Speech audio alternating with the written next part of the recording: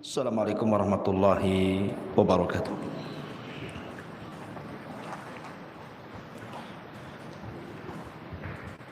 Alhamdulillah wassalatu wassalamu ala Rasulillah wa ala alihi wa sahbihi wa mawalah. Wala haula wala quwwata illa billahi wa ba'du. Baik, kita lanjutkan kajian kita. Masih membahas Kitabut Tauhid, di mana kita masuk pada bab yang ke-36 tentang bahaya riya.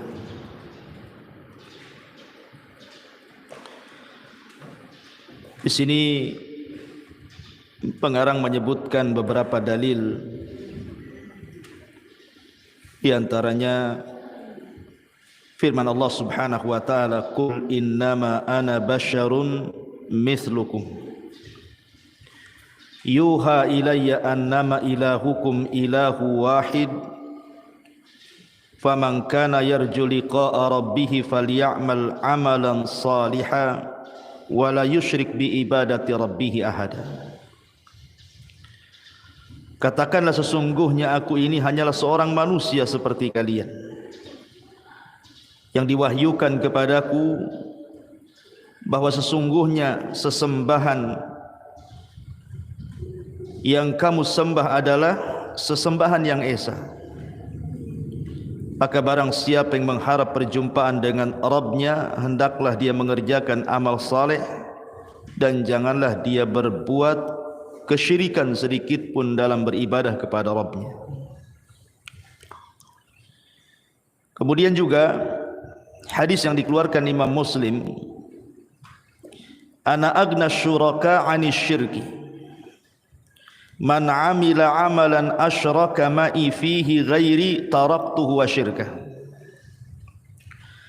Aku adalah sekutu yang maha cukup, sangat menolak perbuatan syirik. Barang siapa yang mengerjakan amal perbuatan dengan dicampuri perbuatan syirik kepadaku, maka kutinggalkan ia bersama kesyirikannya. Dan dalil yang terakhir yang dicantumkan pengarang, hadis dari Abu Sa'id dalam hadis marfu yang sampai kepada Nabi sallallahu alaihi wasallam, "Ala ukhbirukum bima huwa akhafu alaikum indi minal masihid dajjal." Maukah kalian aku beritahu tentang sesuatu yang bagiku lebih aku khawatirkan terhadap kamu daripada Masih Ad-Dajjal? Qalu bala ya Rasulullah, tentu wahai Rasul, apa itu? Maka Rasulullah mengatakan, asyirkul khafi yakumur rajulu fayusalliya fayuzayyinu salatahu lima yara min nadari rajuli ilaihi. Kata Nabi sallallahu alaihi wasallam, syirik yang tersembunyi. Ketika seseorang berdiri melakukan salat, ia berpindah salatnya, kemudian membaguskannya karena mengetahui ada orang yang melihatnya. Inilah 3 dasar yang dicantumkan dalam kitab ini tentang bahayanya sebuah riya.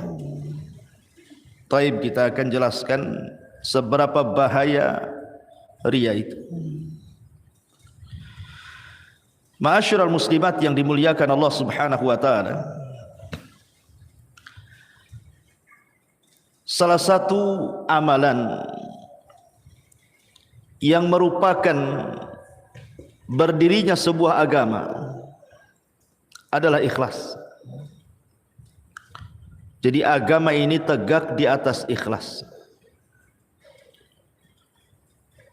Bahkan tidak mungkin satupun amalan yang dilakukan siapapun dalam bentuk ibadah apapun tanpa ada keikhlasan itu tetap ditolak, tidak akan diterima.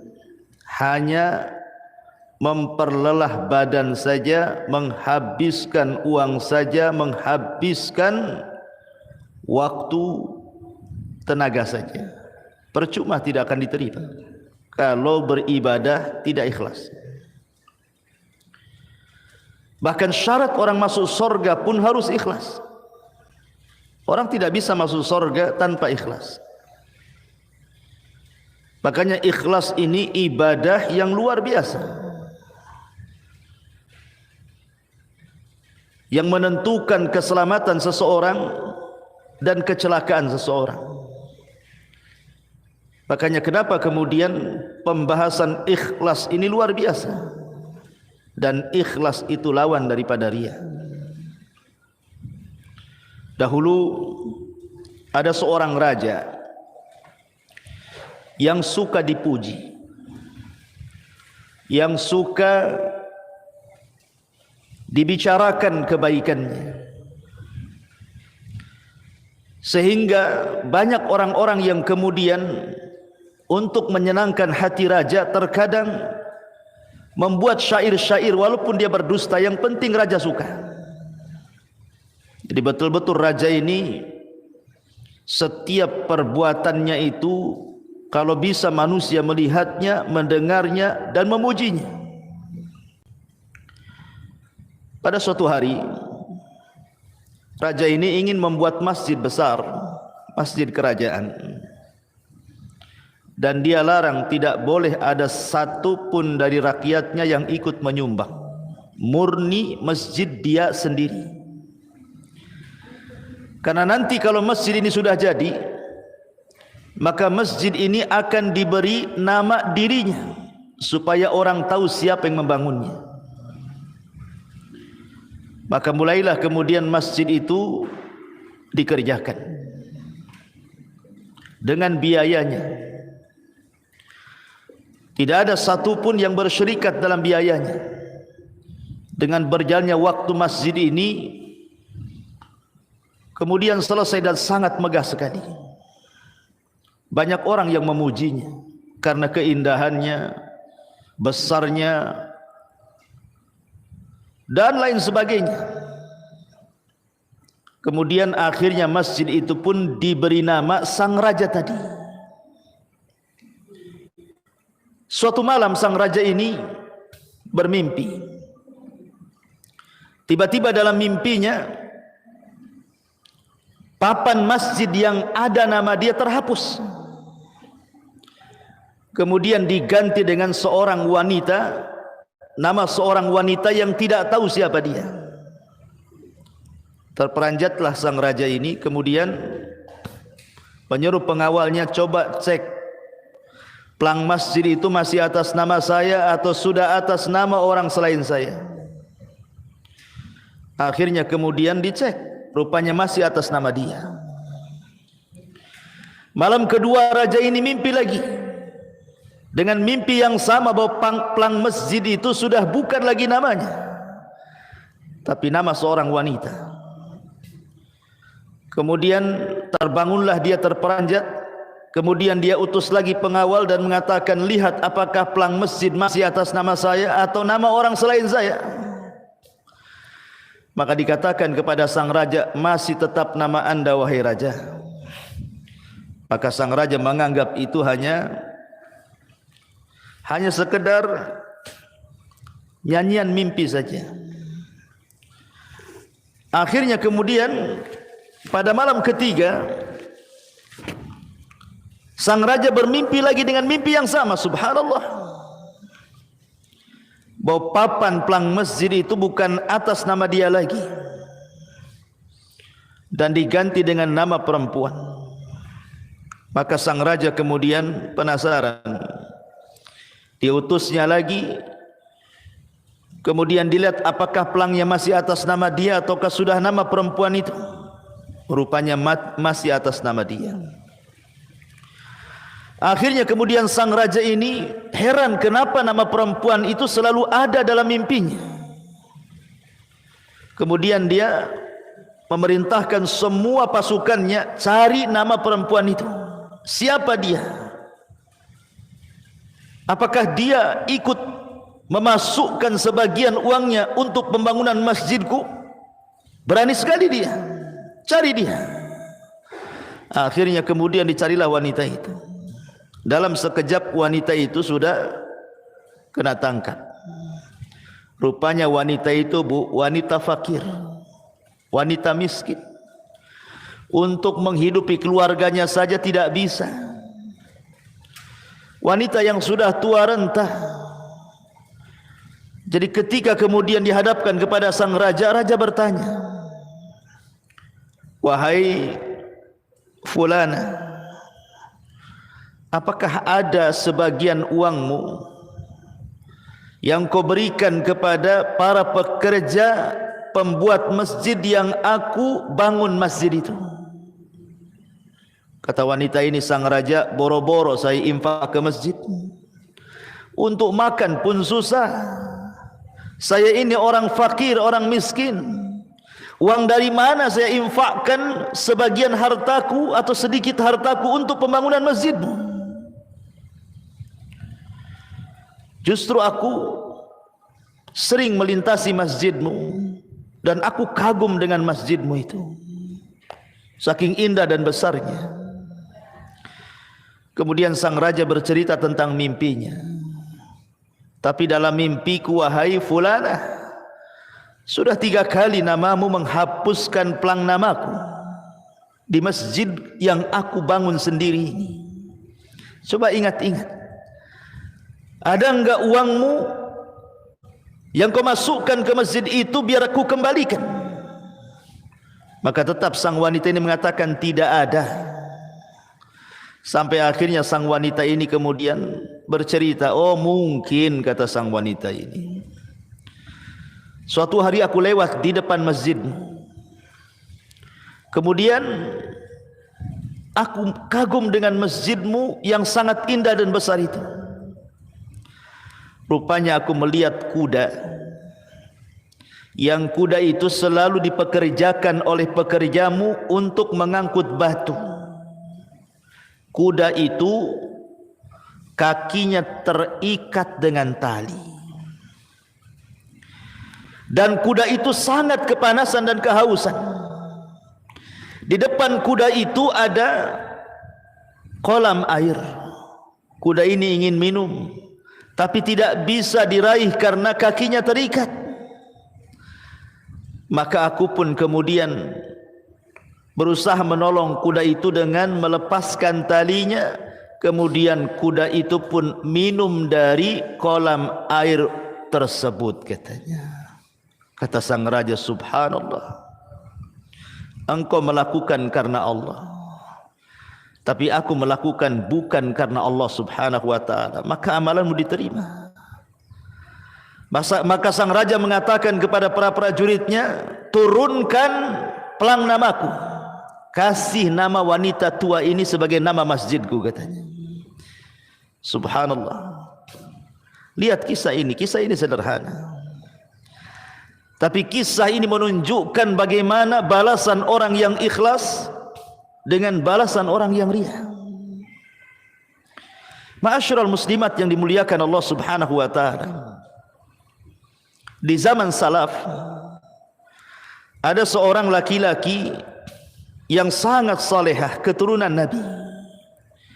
Namanya Zainul Abidin, Husain ibn Ali ibn Husain ibn Ali ibn Abi Talib, atau dikenal dengan Zainul Abidin, satu-satunya putra Husain yang hidup di Karbala. Dari Zainul Abidin lahirlah keturunan Husain ibnu Ali. Husain ibn Ali ini, Bu, mengajarkan kepada kita bagaimana keikhlasan dalam beramal. Setiap malam dia cari orang-orang miskin di sekitar kota Madinah. Kemudian dia gendong gandum dari rumahnya, kemudian diletakkan di setiap pintu-pintu para fuqara wal masakin itu. Tidak ada yang tahu kecuali dia dengan Allah Subhanahu wa taala saja. Apabila sudah habis jatahnya, mungkin 1 bulan habis, nanti dia gendongkan lagi. dia letakkan lagi di pintu orang-orang, rumah orang-orang miskin itu. Begitu setiap harinya. Sampai akhirnya Allah Subhanahu wa taala wafatkan Zainul Abidin ini. Dan Husain ataupun Zainul Abidin selalu mengatakan sadaqatus sir yudfi'u ghadaba rabb. Bahwa sedekah yang disembunyikan itu bisa memadamkan kemurkaan Allah Subhanahu wa taala. Ketika Zainul Abidin kemudian meninggal dunia, nampaklah kemudian di bahunya bekas-bekas dia memanggul gandum setiap malam. Dan sepeninggalnya tidak ada lagi di rumah orang-orang fuqara wal masakin itu gandum-gandum yang biasa mereka makan. Subhanallah. Begitulah amalan salaf di dalam beribadah kepada Allah Subhanahu wa taala, berusaha untuk tidak diketahui manusia. Saya tanya, Bu, mungkin di antara ibu ini ada yang usianya 30, 40, 70 tahun, enggak ada, Bu ya, ada nenek-nenek masalahnya. Anggaplah 40 tahun ke atas atau 50-an atau ke bawah gitu ya. Saya tanya dengan jujur, Bu, pernah ibu malam-malam bangun di sepertiga malam, kemudian tahajud? Tidak ada yang tahu, suami tidak tahu, anak tidak tahu, tetangga tidak tahu. Tidak ada yang tahu kecuali ibu dengan Allah Subhanahu wa taala saja. Kemudian ibu meneteskan air mata dan mengikhlaskan ibadah hanya karena Allah Subhanahu wa taala. Pernah ibu lakukan? Sekali, dua kali, atau seumur hidupnya berapa kali? Padahal Nabi SAW bersabda, wa rajulun dzakarallah fafadat ainah. Di antara satu orang yang akan mendapatkan naungan di atas naungan, di bawah naungan arsy Allah Subhanahu wa taala, seorang laki-laki yang berzikir kepada Allah Subhanahu wa taala, seorang wanita yang senantiasa zakirah berzikir kepada Allah, fafadat ainah. Kemudian dia bisa meneteskan air mata karena keikhlasannya. Ma'asyiral muslimat yang dimuliakan Allah Azza wa Jalla, banyak memang orang yang beribadah itu, tapi sedikit sekali yang ikhlas. Banyak orang yang daftar untuk melaksanakan haji setiap tahun bertambah dari negara kita ini, Bu. Kuota haji itu selalu bertambah. Tetapi betul kata para ulama salaf, ar-rukbu katsirun walakin al-haj qalilun. Yang berangkat haji memang banyak, tapi yang niat haji karena Allah itu sedikit. Yang berangkat umroh itu banyak, tapi yang niat umroh karena Allah itu sedikit. Saya teringat dengan seorang ibu datang kepada saya, Bu, Ustaz, saya sudah haji 3 kali. Masya Allah, 3 kali, banyak kali Bu haji, banyak duit ibu ini. Iya Ustaz, saya sudah berdoa di sana, enggak dikabul-kabulkan Allah katanya. Saya katakan, Bu, kan di sana tempat mustajab doa. Ada Raudhah, ada Ka'bah, kenapa pula tadi ijabah doanya? Emang ibu doa apa di sana? Kata ibu ini, begini Ustaz, saya berdoa kepada Allah ingin mati di kota Mekah katanya. Jadi doanya tuh, Bu, pengen mati di kota Mekah. Sudah 3 kali haji nggak mati-mati katanya. Orang haji itu bukan untuk mati di kota Mekah. Kalau ingin mati saja, pura-pura jatuh aja satu, nanti dia diinjak-injak tuh, mati nanti. Dia kira kalau mati di kota Mekah itu langsung masuk surga gitu, weh. Mungkin pikiran dia. Jadi saya gojoloki, jangan Bu, jangan mati di kota Mekah. Kenapa Ustaz? Kalau mati di sana, malaikat sana nanya pakai bahasa Arab. Bisa nggak ibu bahasa Arab? Begini Bu, kadang niat haji itu macam-macam. Ada yang ingin dipanggil Pak Haji Bu Haja. Ada yang karena malu omelan tetangga sudah kaya kota haji-haji. Ada yang karena ingin berniaga, macam-macam. Yang haji itu, yang berangkat haji banyak, tapi yang haji karena Allah itu sedikit. Yang solat juga banyak, tapi yang solat karena Allah itu sedikit. Yang sedekah dan zakat itu ramai, tetapi yang karena Allah itu sedikit. Ya, karena orang-orang ikhlas itu sedikit.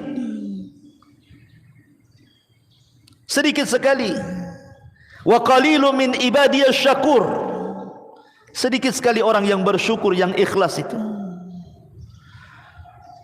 Abdullah ibn Mubarak rahimahullahu ta'ala, seorang alim min ulama'is salaf, ketika safar bersama teman-temannya.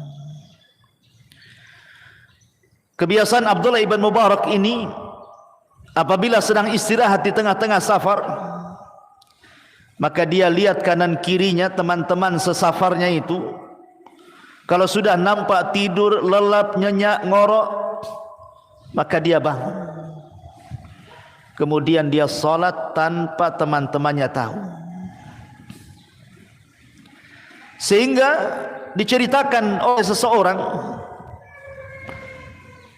teman daripada Abdullah ibn Mubarak ini yang pernah safar bersama beliau, suatu malam ketika dia terbangun tengah malam, karena gelap dia berusaha untuk menyalakan api. Rupanya kemudian dia melihat Abdullah ibn Mubarak sedang salat, kemudian menangis terseduh-seduh. Ketika ditanya, ada apa engkau wahai Abdullah ibn Mubarak? Maka Abdullah ibn Mubarak mengatakan, tadzakkartu zulmatal qabri. Demi Allah, aku teringat dengan gelapnya kuburan, katanya. Karena dia salat di tengah malam, gelap gulita, tidak ada cahaya. Dalam salatnya diingatkan dengan bagaimana gelapnya dunia saja sudah menyesakkan dada. Bagaimana pula dengan gelap kuburan? Seolah-olah dia mengatakan seperti itu. Itulah orang ikhlas. Orang ikhlas luar biasa.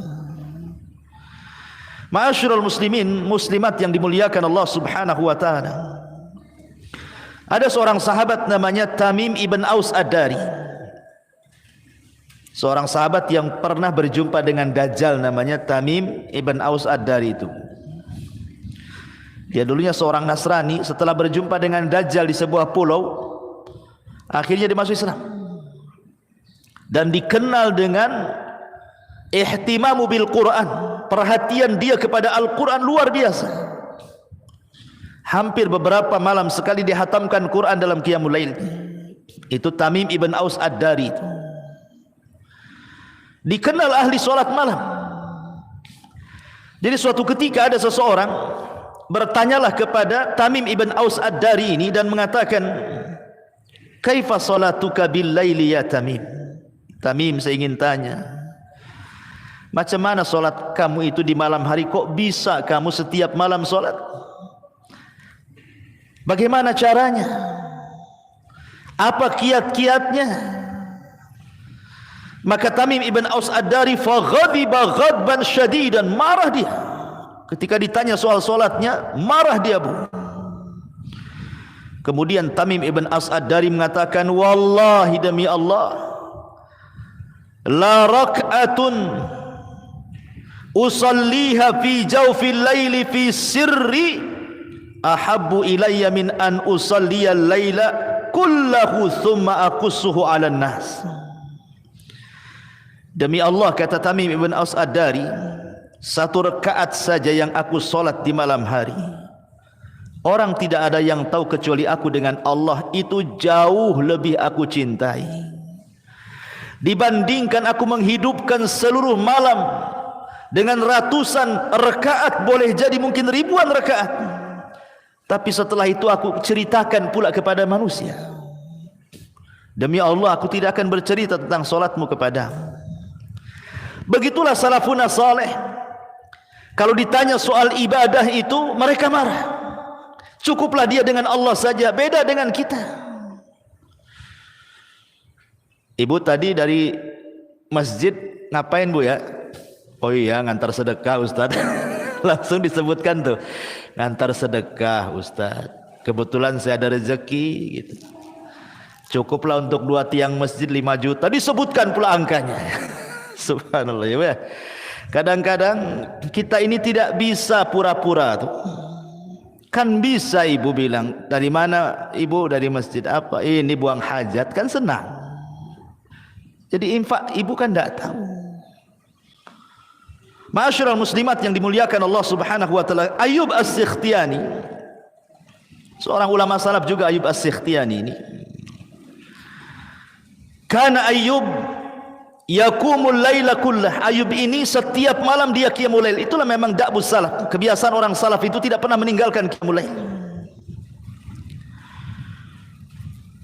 Falamma qarubal fajr raja'a fattaja'a fi firashihi. Fa idza tala'a as-subh rafa sautahu ka'annahu qad qamatil kasa'ah. Apabila mendekati subuh dia bergegas langsung ke pembaringannya, Bu. Apabila pura-pura tidur, apabila dekat subuh dia pura-pura terbangun seolah-olah tidak pernah sholat malam hari. Sampai pun keluarganya tidak tahu. Kalau Ayyub itu qiyamul lail setiap malam, keluarganya tidak tahu. Kalau sudah mendekati subuh pura-pura tidur. Apabila sudah dekat subuh dia pura-pura bangun, seolah-olah dia nyenyak tidur semalam. Begitulah pandainya para ulama salaf menyembunyikan amal. Begitulah pandainya para ulama salaf dalam menyembunyikan amal, tidak lain dan bukan untuk menutup pintu riya. Ma'asyiral muslimat yang dimuliakan Allah Subhanahu wa taala. Makanya menjaga hati itu memang berat. Membersihkan hati itu memang berat. Apalagi dari dunia. Berat sekali. Baik, kalau kita sudah tahu bagaimana kisah para ulama salaf, sedikit kita akan masuk pada bab yang kita bahas tentang bahaya riya. Kita tahu bahwa ibadah apapun kalau diberikan kepada selain Allah Subhanahu wa taala pasti ditolak. Pasti ditolak. Saya buat permisalan seperti ini, Bu. Ibu punya perusahaan. Punya usaha lah, bukan perusahaan. Contoh saja ibu mungkin jual gorengan, jual kue atau yang lainnya lah. Kemudian adalah tetangga yang mau jadi pekerja ibu. Dia mengatakan, boleh enggak saya bekerja sama ibu? Kata ibu dengan senang hati. Kemudian dia tanya, gajiku berapa? Kata ibu, gajinya 1 bulan 1,5 juta. Mau kamu kerja sama saya? Kata ibu B ini, maulah. Kapan saya mulai kerja? Kata ibu ini yang punya usaha, anggaplah ibu yang punya usaha. Biar kamu semangat kerjamu, maka aku akan kasihkan upahnya duluan. Jadi gajinya di awal ibu kasih 1,5 juta sama dia. Setiap hari disuruh buat kue. Ibu sediakan tepungnya, ibu sediakan olahannya, ibu sediakan macam-macam yang berkaitan dengan alat-alatnya, bahan-bahan rotinya dan begitu seterusnya. Dia bekerja dari pagi sampai sore. Tapi kalau sudah jadi roti itu, Bu, sudah jadi itu gorengan itu, makanan itu, tapi oleh dia tidak dikasihkan ke ibu yang punya usaha, dikasihkan pula ke tetangga ibu yang tidak tahu menahu. Jadi tetangganya enak tuh, tiap hari diantari kue kan gitu. Itu kan kuenya ibu. Ibu yang bayar dia, ibu yang menyediakan apapun kebutuhannya, bahan-bahannya. Kok sudah jadi makanan malah dikasihkan tetangganya? Kira-kira, Bu, dipecat nggak tuh orang kayak gitu? Bukan 100%, Bu, 1000% ibu pecat tuh. Apa nggak rugi tuh? Maunya saya katakan begini, Bu. Ini logika saja. Kalau makhluk kepada makhluk saja seperti itu, ibu sudah baik sama dia, kasih modal, ibu sudah kasih bahan-bahannya, alat-alatnya, tiba-tiba sudah jadi dikasihkan orang, ibu marah. Gimana dengan sang pencipta, Bu? Allah Subhanahu wa ta'ala. Dia sudah menciptakan kita, dia sudah memberikan nikmat kepada kita, dia sudah memberikan segala-galanya kepada kita. Tiba-tiba ketika kita suruh beribadah sebagai bentuk syukur, kita pula kasihkan orang lain kepada makhluk selain Allah. Apa enggak murka Allah itu? Atau mungkin yang lebih jelas lagi contohnya lah, biar ibu lebih paham. Ibu punya anak, kemudian anak ibu rawat dari kecil, ibu susui, malam tidak bisa tidur, siang pun lelah melihat nakalnya anak, tapi sabarnya ibu mendidik anak, akhirnya disekolahkan, ibu juga yang biayai dia sampai SD, TK selesai naik pula ke SD, SD selesai naik pula ke SMP, SMP selesai naik pula ke kuliahan, dapatlah dia S1, S2, S3 sampai kepada profesor. Anggaplah seperti itu.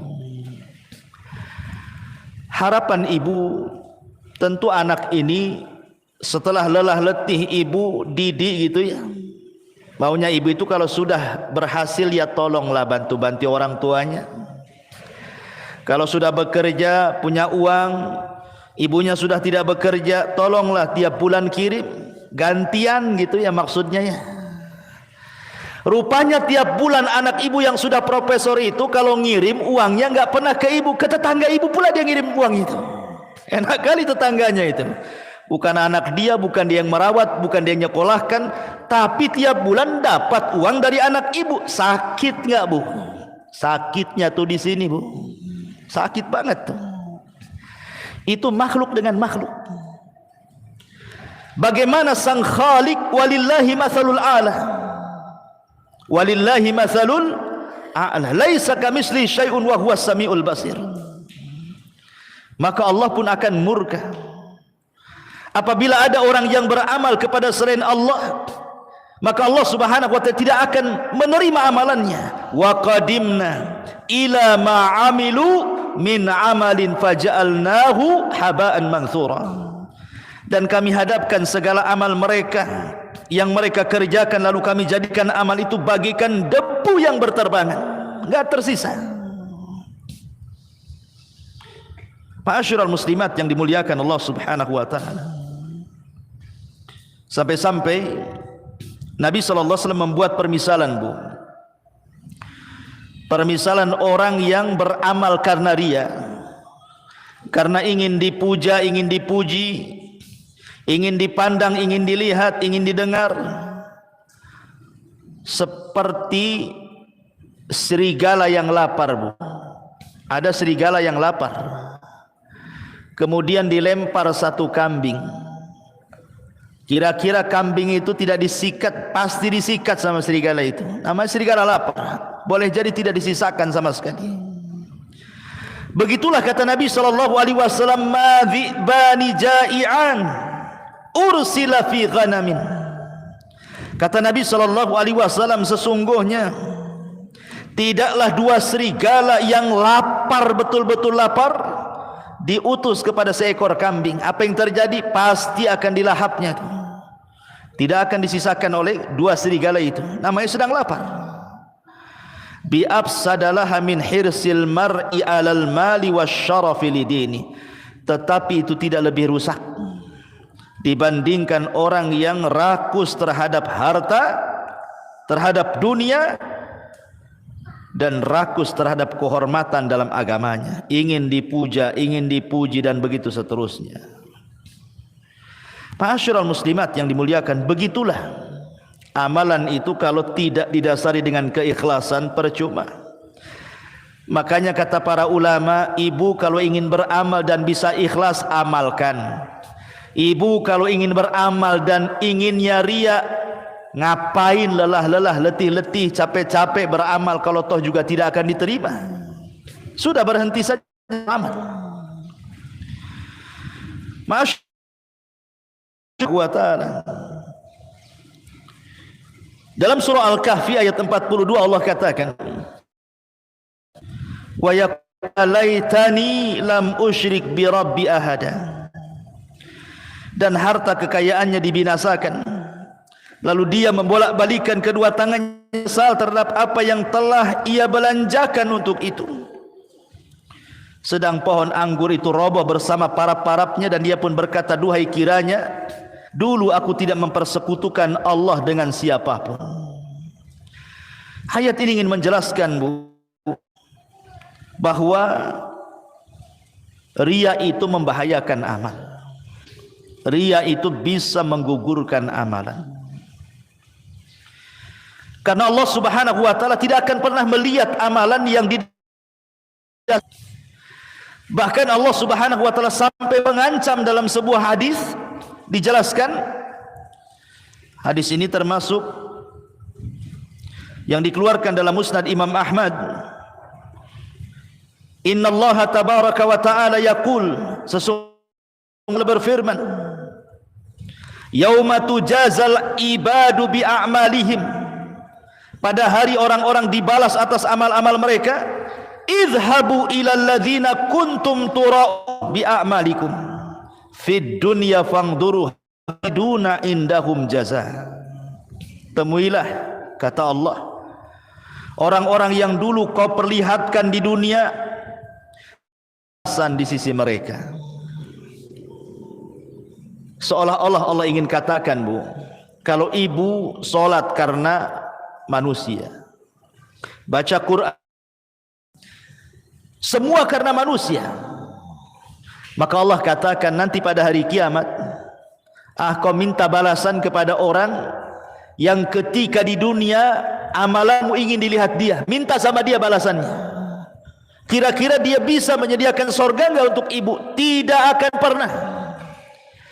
Lihat bagaimana Allah Subhanahu wa taala meninggalkan ibu dan meninggalkan kesyirikannya. Itulah makna taraktuhu wa syirkah, ku tinggalkan dia dan kesyirikannya. Ibu akan ditinggalkan Allah pada hari kiamat, dan Allah katakan, pergi saja kau kepada orang yang kau ketika di dunia ingin melihat amalanmu, minta amalan sama dia, minta balasan sama dia. Kan ngeri, Bu, kalau Allah mengatakan seperti itu pada kita pada hari kiamat. Makanya pentingnya beramal saleh. Terkadang di dunia ini, Bu, jangan terpedaya dengan penampilan, jangan terpedaya dengan pakaian. Kadang-kadang ada ibu-ibu yang baru hijrah, maaf ibu ya, mudah-mudahan bukan ibu di sini, ibu di sono. Kadang-kadang ketika hijrah itu yang dipikirkan hanya pakaian.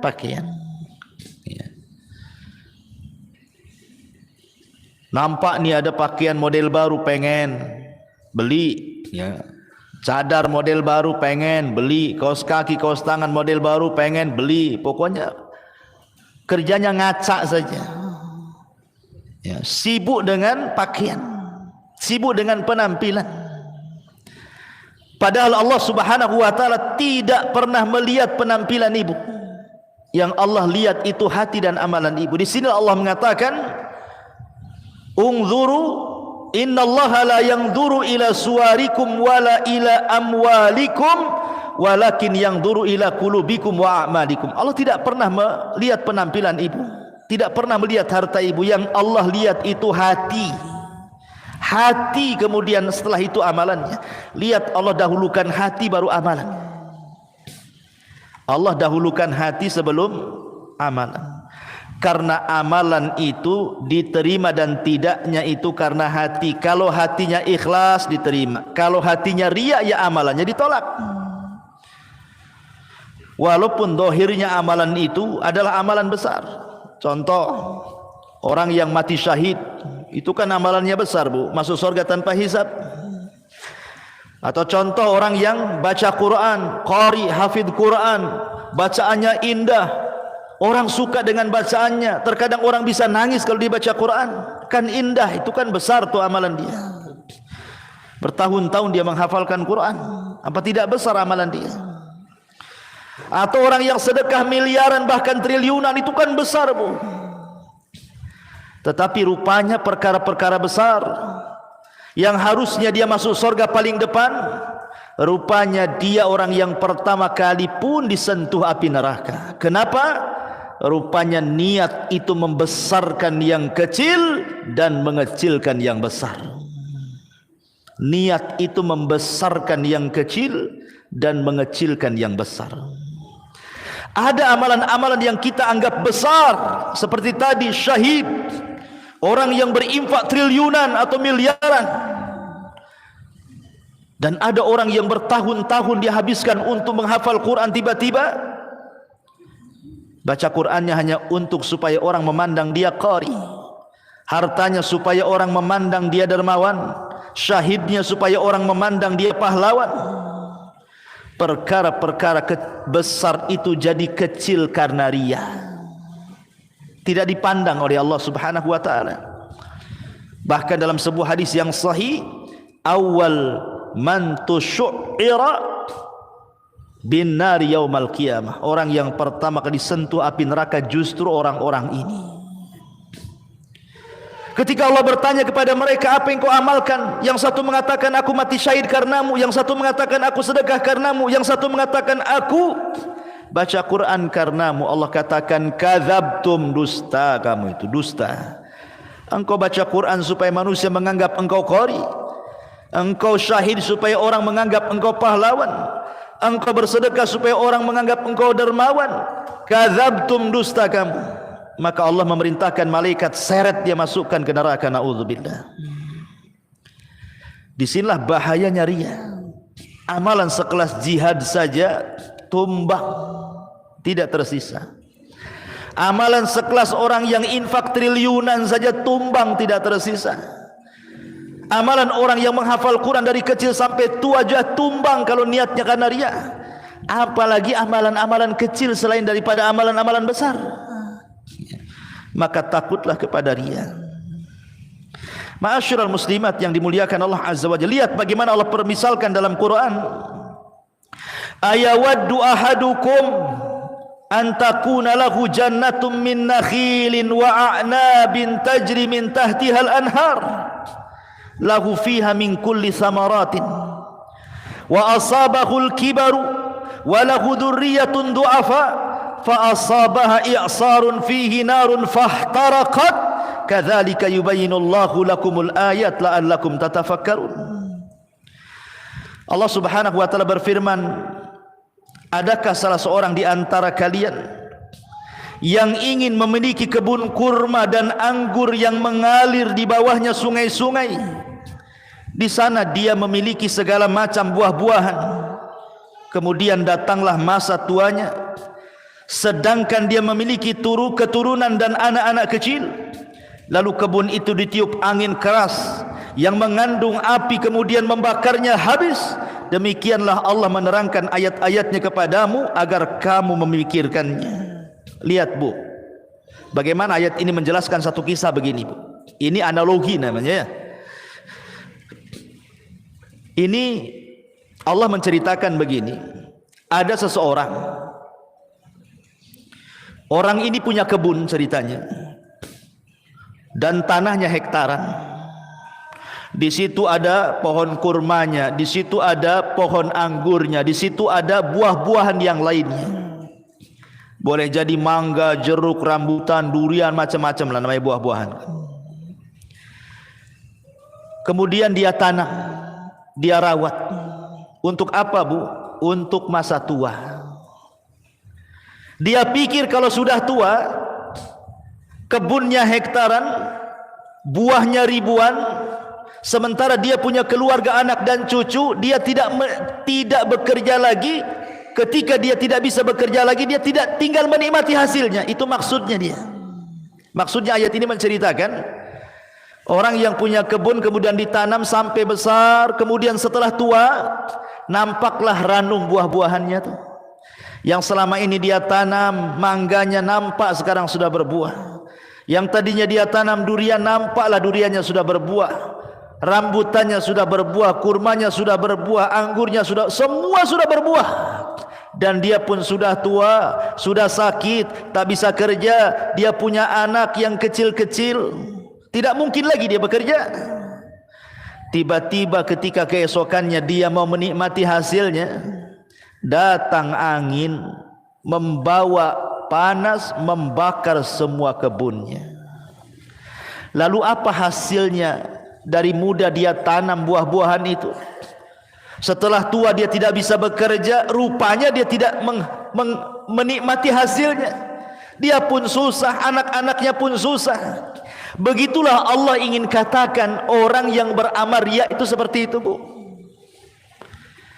Ya. Ibu sudah berapa tahun? Anggaplah 50 tahun, 40 tahun. Dari mulai solat karena manusia, sedekahnya karena manusia, solat malamnya karena manusia, ngajinya karena manusia, semua serba karena manusia. Ngaji pun kalau tidak dipaksa suami tak mau ngaji, itu kan karena manusia juga. Ya. Karena riya itu bukan hanya beramal karena manusia, meninggalkan amal karena manusia pun itu riya namanya. Aduh, ibu rajin kali ke pengajian, lama-lama jadi bu hajah, jadi ustazah katanya. Ngomong sama abangnya, bang, tak enak nih tetangga bilang saya ustazah, ngajinya sebulan sekali aja lah, jangan tiap minggu. Itu pun riya, Bu. Meninggalkan amal karena manusia itu riya, sebagaimana beramal karena manusia juga riya. Ada bapak bolak-balik dia 5 waktu datang ke masjid, 5 waktu datang ke masjid, belum ada orang ke masjid dia sudah ke masjid. Kata tangganya, haji aja belum lo, katanya, kayak Pak Haji aja kau. 5 waktu rajin kali katanya. Akhirnya dia pun merasa kecil hati. Betul juga, nanti aku dibilang Pak Haji, malu pula katanya. Ah, sudahlah maghrib saja. Ah, itu pun riya tuh. Akhirnya dia meninggalkan amal karena ucapan manusia. Jadi riya itu bukan hanya beramal karena manusia, meninggalkan amal karena manusia, dua-duanya riya tuh. Karena intinya karena manusia, bukan karena Allah. Kalau karena Allah mungkin dia tidak bisa ke masjid karena sakit kan itu. Ya memang Allah takdirkan dia tidak bisa ke masjid karena sakit. Tapi kalau tidak ke masjid kemudian gara-gara ucapan orang, maka itu karena riya itu namanya. Meninggalkan karena manusia.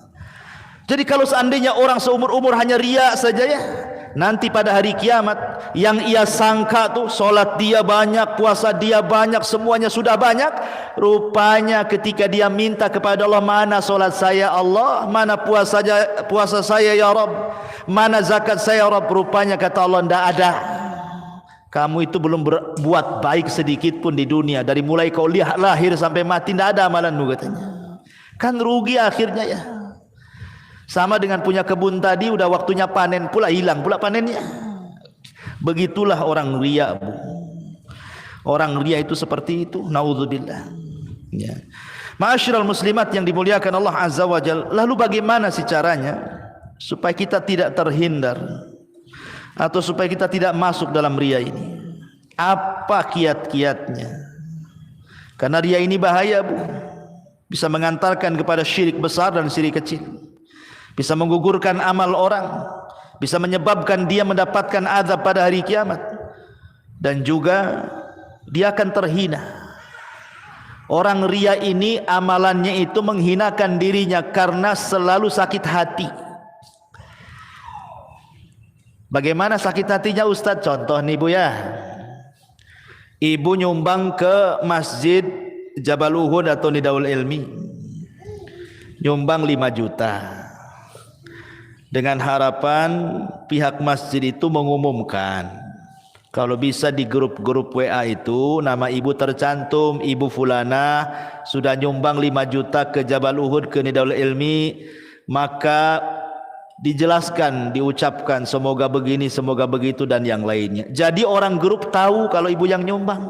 Umpamanya gitu Bu ya. Ya. Sekali setelah ibu nyumbang 5 juta ke Jabal Uhud atau ke masjid, ditunggu-tunggunya itu notifikasi dari grup itu, tangtung kok tak nampak pula lah tangtung itu. Ditengok pagi tak ada pula pemberitaan dia infak, ditengok siangnya tak ada pula, di sore hari tak ada, di malam hari tak ada. Nunggu 1 hari, oh mungkin Ustaz lupa nulis di grup ini bahwa saya infak. Ditunggu 2 hari tak juga, ditunggu 1 minggu tak juga. Memanglah Ustaz itu katanya, kalau tahu tadi umumkan, bagus saya kasih 100.000 saja daripada 5 juta. Itu di situ Bu sengsaranya orang riya tuh. Orang ria itu sengsara, hatinya itu tidak pernah tenang, dihinakan dengan hartanya. Bahaya, ya. Jadi memang bahaya ria itu luar biasa. Di dunia saja sudah sempit sesak tuh dadanya, apalagi di akhirat makin sempit sesak lagi dadanya. Satu bu obat ria itu ya. Pertama mujahadatun nafsi fil ikhlas. Cobalah sungguh-sungguh melatih diri. Yang namanya ikhlas itu memang berat. Sampai-sampai para ulama mengatakan alajtu al-qalba ishrina sanatan. Aku berusaha mengobati hatiku untuk supaya ikhlas selama 20 tahun. Baru setelah itu aku mendapatkan kenikmatan ibadah, kata. 20 tahun bu. Ulama itu belajar mentarbiyah hati supaya ikhlas, baru setelah 20 tahun dia merasakan nikmatnya ibadah. Maka dari sekarang lah bu ya, cobalah berusaha sungguh-sungguh. Memang betul-betul ibu ngaji karena Allah, ibu sholat karena Allah, ibu sedekah karena Allah, dan begitu seterusnya. Dan itu memang perlu pengorbanan. Walladzina jahadu fina lanahdiyannahum subulana. Orang-orang yang sungguh-sungguh pada jalan kami akan berikan hidayah orang tersebut, kata Allah. Yang kedua, ayyakuna lil abdi amalun salihun khafiyun. Cobalah dibiasakan kalau beramal itu jangan diketahui orang, disembunyikan. Kalau memang amalan-amalan itu bukan bentuk syiar yang harus ditampakkan, sebaiknya disembunyikan. Kalau boleh orang tidak tahu. Contoh nih, seandainya ibu mau sedekah sama tetangga yang miskin, bagaimana caranya supaya tidak tahu? Cari orang. Kalau sekarang kan ada tukang ojek, ada apa namanya, ojek online gitu bu ya. Padahal tetangganya sebelah-sebelahan bu, kopel lagi. Ibu pengen bantu orang sebelah, cuman biar ibu nampak ikhlas, ibu pura-pura jauh ke pasar gitu ya. Carilah tukang ojek online itu, tolonglah antarkan uang ini ke nomor sekian, itu pada tetangga sebelah tuh. Ya. Bisa nggak bu tuh kayak gitu tuh? Kalau bisa mantap lah ibu tuh. Ya, jadi seperti itu. Atau ibu beli sesuatu ya di pasar, entah beli sayur, entah beli buah, nampaklah orang yang jual sayur itu miskin, nampaklah orang yang jual sayur itu memang fuqara gitu kan. Ibu dekati bu, kemudian ibu pura-pura beli. Entah belikan tidak harus banyak, 5.000 perak jadilah 10.000 perak lah jadilah itu seberapa ikat kangkung itu. Adalah kembalian entah 1.000 2.000 perak bukan? Ada kembalian. Sebelum ibu pulang udah ambil, langsung pergi bu. Itu namanya shadaqatus sir itu. Ya, udah ambil aja. Ini enggak, saking bakhilnya bu. Ibu beli 100.000, kembaliannya 1.000, ditunggu tuh yang 1.000 tuh. Sampai pedagangnya bingung itu mau nyari kembaliannya itu, yang muter-muter, akhirnya mau berjam-jam juga dia tinggalkan warungnya, mau beli nggak jadi karena nggak ada penjualnya jadinya kan. Tuh gara-gara 1.000 ibu tuh jadinya merugikan orang. Itulah orang bakhil kayak gitu tuh. Ya. Jadi sedekahkan saja. Shadaqatus sir yudfi'u ghadabar rabb. Kemudian yang ketiga, ingatlah kematian. Ingatlah kematian. Karena orang mati itu angan-angannya cuma satu bu. Apa angan-angan orang mati? Angan-angan orang mati itu cuma satu, laula akhartani ila ajalin qarib la asaddaqa wa akum minas salihin. Ya Allah, kalau kau bangkitkan aku sesaat saja ke bumi, aku akan sedekah karenamu dan aku akan jadi orang baik tuh. Tapi kan mustahil ya orang mati hidup lagi kan bu ya. Maka ingat kematian supaya ikhlas karena Allah. Kemudian yang keempat, kata para ulama, istahdhara daiman qabla kulli qaulin wa samat. Coba hadirkan niat sebelum ibu ngomong sesuatu, mengamalkan sesuatu, hadirkanlah niat itu. Umpamanya nih bu ya, contoh ibu mau ke tetangga main-main, ya kan? Ibu tuh niatnya apa?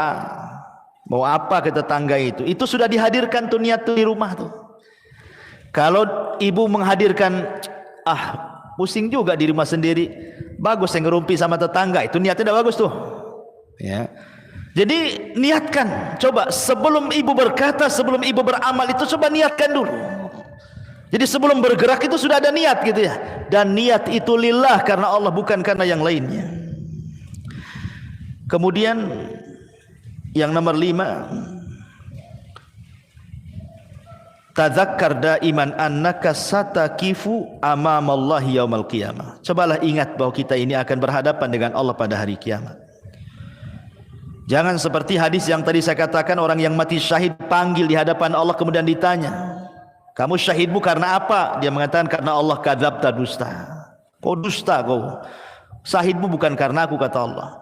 Kau itu syahidmu karena manusia supaya engkau disebut pahlawan. Jangan seperti itu.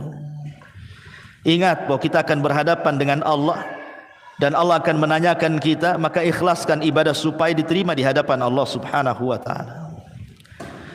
Kemudian juga ketahuilah bahwa dampak riya itu apa. Ibu sudah saya jelaskan dari awal, beginilah bahaya orang riya. Terus ingat bahaya riya supaya jangan masuk riya.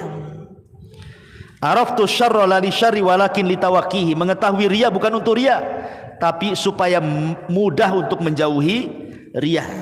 Ya, ingat bahayanya supaya kita jangan sampai kemudian jatuh kepada perbuatan riya. Kemudian juga Bu, cobalah banyak berdoa. Banyak-banyak berdoa. Nabi SAW pernah mengatakan seperti ini Bu, di hadapan manusia, ayuhan nas ittaqu hadza syirka. Hei manusia, takut kalian dengan syirik ini.